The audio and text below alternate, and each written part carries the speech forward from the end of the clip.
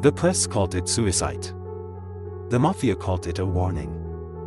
And the Vatican called it unfortunate. This is the financial historian, where money, power, and history collide, and nothing is ever as simple as it looks. The death of Roberto Calvi in 1982 wasn't just the end of a banker. It was the unmasking of one of the most secretive and dangerous financial empires in the modern world, an empire built on faith, power, and billions of untraceable dollars flowing through the Vatican itself. To understand how a Catholic banker ended up dead beneath a bridge, you have to understand how the Vatican, a city of priests and marble, became a financial superpower. It started almost a century earlier. In 1929, Pope Pius XI signed the Lateran Treaty with Benito Mussolini. The deal did three things: it made Vatican City a sovereign state, gave the church political independence, and compensated it for centuries of lost property. Mussolini's payment, 1,75 billion lire in cash and government bonds, became the foundation of the Vatican's modern fortune. To manage this money, the Church created a new institution, the Istituto per le Opere di Religione, the Institute for Religious Works, better known as the Vatikan Bank. Its official mission was spiritual, to manage funds for religious projects and charities. Its practical advantage was earthly. As a sovereign entity, it operated outside Italian law. No taxes. No audits. No transparency. It was the perfect offshore bank, right in the heart of Rome. By the 1960s, the Vatikan Bank had become one of the most secretive financial institutions in the world. It could move money anywhere, for anyone, with no oversight. And as the Cold War intensified, that kind of secrecy became a valuable tool. Enter Banco Ambrosiano, an Italian bank with close ties to the church. Its chairman, Roberto Calvi, was a devout Catholic, charming, ambitious, and ruthlessly creative. He saw opportunity where others saw boundaries. In the 1970s, Calvi began building a network of offshore shell companies in Luxembourg, Panama, Nassau, and South America. These entities, on paper, were independent. In reality, they were controlled by Banco Ambrosiano and often backed by the Vatikan Bank itself. Here's how it worked: Calvi would arrange massive loans from Ambrosiano to these offshore funds. The Vatikan Bank would sign letters of guarantee, effectively promising to cover the debt if the borrowers defaulted. But the borrowers didn't exist. They were just paper companies. The loans were fake. The money would disappear into offshore accounts, reappear through intermediaries, and eventually fund political causes, covert operations, and organized crime. Billions were moved this way, quietly, invisibly, and under the banner of religion. During the Cold War, the Vatican and Western intelligence agencies shared one goal: stop communism. And that meant funding anti-communist movements, even if it meant breaking laws. Money from Banco Ambrosiano and the Vatikan Bank reportedly flowed to Solidarity, the Polish labor movement led by Lech Walesa, a movement that would help topple Soviet control over Eastern Europe. But not all of it went to noble causes. Some of it went to right-wing regimes in Latin America, black market arms deals, and heroin routes managed by the Sicilian Mafia. In the logic of the Cold War, morality became a currency, and the church, ironically, became a money launderer for God and country. At the center of this web was Archbishop Paul Marcinkus, an American priest from Chicago who served as head of the Vatikan Bank. He was a giant of a man, over 6 feet tall, and had earned the nickname, the Gorilla. He was close to both Pope Paul VI and Pope John Paul II, and considered untouchable inside the Vatican. Marcinkus and Calvi became partners in what was, effectively, a parallel global banking system, using religious cover to move money that couldn't be traced through traditional channels. For a while, it worked brilliantly. Banco Ambrosiano expanded across Europe and Latin America. Profits soared. Calvi was celebrated in Catholic circles as God's banker. But the illusion began to crack.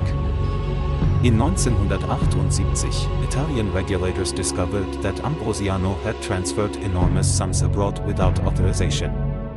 Calvi was accused of violating currency laws, essentially, of smuggling money out of Italy. He was arrested, convicted, and sentenced to prison. But then, mysteriously, he was released pending appeal and reinstated as chairman. His power seemed to survive everything. Meanwhile, new accounts kept surfacing: anonymous companies, untraceable transfers, letters of guarantee signed by the Vatikan Bank itself. It became clear that Ambrosiano wasn't just laundering money. It was sustaining an entire ecosystem of power, political, religious, and criminal. And the Vatican wasn't an innocent bystander. It was the silent partner. By the early 1980s, the numbers no longer added up. Ambrosiano's foreign loans exceeded its actual capital. Over $1.30 billion was unaccounted for. When investigators closed in, Calvi begged the Vatican for help.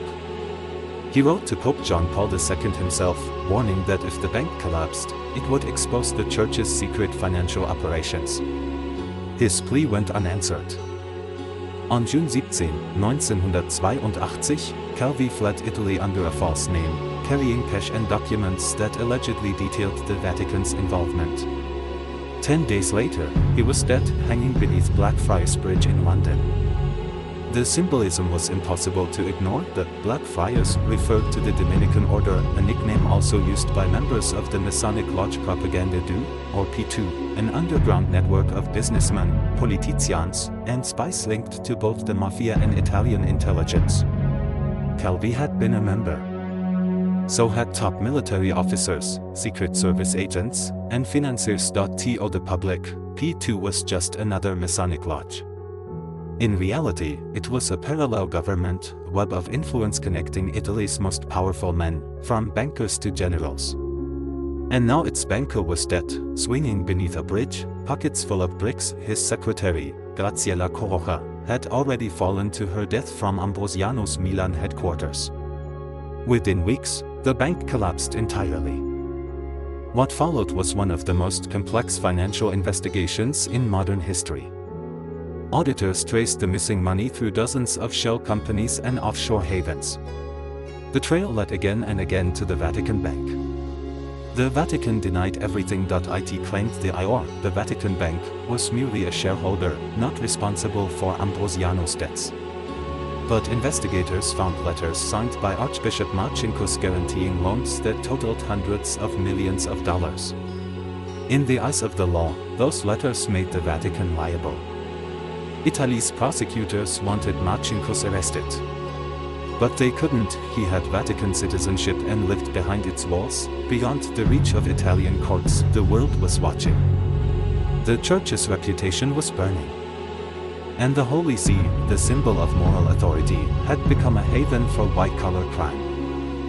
When Banco Ambrosiano collapsed in 1982, it didn't just take investors down with it, it took the Vatican's secrets into the light. Billions had vanished through offshore networks that existed only on paper, and for the first time in centuries, the Holy See faced a worldly problem it couldn't pray away: an international financial investigation. The Vatican's first move was denial. Archbishop Marcinkus, the head of the Vatikan Bank, insisted that the IOR had no involvement in Ambrosiano's missing money. But investigators had documents, letters on Vatican stationery, signed by Marcinkus himself, guaranteeing Ambrosiano's offshore loans. Those signatures made the Vatican liable for over $1 billion. When Italian prosecutors tried to indict Marcinkus, the Vatican invoked sovereignty. They claimed Italian law didn't apply within its walls, technically true, thanks to the Lateran Treaty of 1929. Marcinkus simply refused to leave Vatican City. For 7 years, he lived behind its gates, immune to arrest. Meanwhile, the trail of money led deeper into a world of shadows. Forensic accountants uncovered connections between Ambrosiano's accounts and the Sicilian Mafia, South American drug cartels, and even Latin American death squads.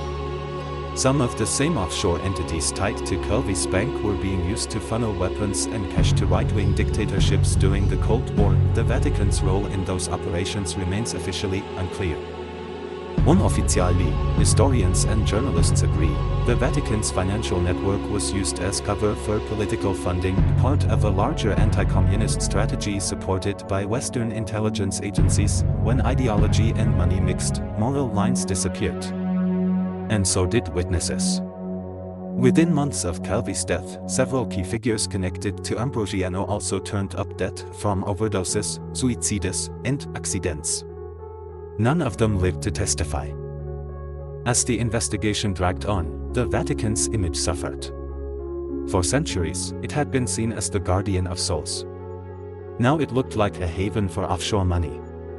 Even devout Catholics began asking the unthinkable: had the Church lost its soul to its balance sheet? By 1984, after years of legal battles, the Vatican reached a deal with Italian authorities. It agreed to pay $250 million in compensation to Ambrosiano's creditors, a goodwill settlement, not an admission of guilt. But the message was clear: silence has a price. The Pope publicly called the crisis a grave sorrow. Behind closed doors, the Vatican's financial arm was quietly reorganized. Marcinkus remained in charge until 1989, then retired to the United States, where he lived out his days playing golf in Arizona. He was never charged. And Roberto Calvi? His death was officially ruled a suicide until forensic re-examinations decades later proved otherwise. He had been murdered. The evidence was unmistakable. His neck injuries didn't match a hanging. He had been strangled elsewhere, then suspended under the bridge. British courts reopened the case in 2003. 5 suspects, including mafia figures, stood trial. All were acquitted for lack of evidence. But testimony revealed what most had long suspected: Calvi had been killed because he knew too much. He was the man who had moved money for governments, gangsters, and the Church, and in the end, he became expendable to all 3. What made the Ambrosiano scandal so extraordinary wasn't just the corruption, it was the scale of the cover-up.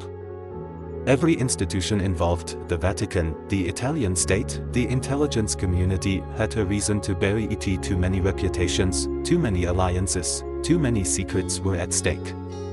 And that secrecy became the Vatican's default posture.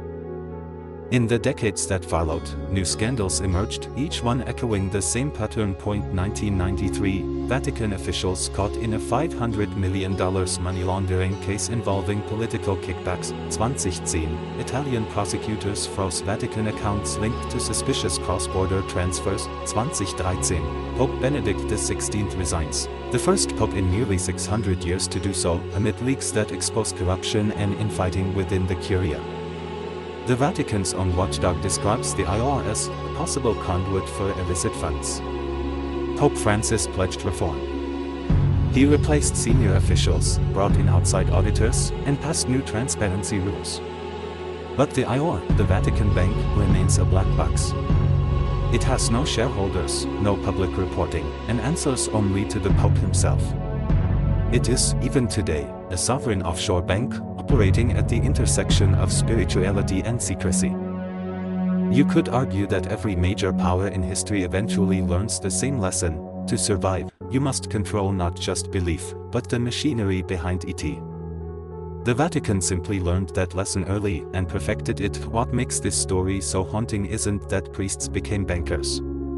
It's that bankers became priests of a different kind, guardians of faith redefined as financial faith, where the currency was trust and the balance sheet was moral authority. And the Vatican wasn't alone. The Ambrosiano scandal foreshadowed what would become the architecture of modern global finance: offshore accounts, shell companies, political money laundering, and the quiet fusion of religious, corporate, and state power. Today, the same mechanisms that hid billions for the Church are used by corporations, oligarchs, and governments worldwide. The Church didn't invent corruption. It simply baptized it. Because in the end, the Ambrosiano affair wasn't about theology. It was about leverage, moral, political, and financial. The Vatican's sovereignty gave it the same power that modern billionaires seek in offshore tax havens: the right to operate outside the reach of law. That's why, even after losing billions and a banker, the Vatikan Bank survived. It couldn't fail because to admit its role would have meant dismantling the illusion that faith and finance were separate. And illusions, in power, are everything. Look at any institution built on moral authority, governments, NGOs, even modern corporations. The pattern repeats: the larger the ideal, the darker the shadow. The Ambrosiano scandal simply showed us that the world's oldest religious empire was also one of its most sophisticated financial ones. And while Roberto Calvi's body may have swung beneath a bridge in London, the system he helped build never stopped moving. It evolved. It digitized. It became global. Today, the Vatikan Bank still manages billions in assets.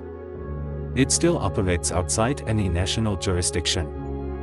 And though popes may preach simplicity, the empire of money remains intact because faith, in its purest form, asks for belief without proof. And finance, when stripped of numbers, asks for the same thing. The hidden banking scandal that shook the Vatican wasn't just about greed. It was about the oldest temptation of power, the belief that the rules don't apply to you when you claim to serve something higher. History doesn't repeat, but it rhymes in Latin. And every time the church promises transparency, the faithful look to heaven, while the accountants look to Switzerland. If this gave you a new perspective, hit subscribe. History has the answers, I'll show you where to look.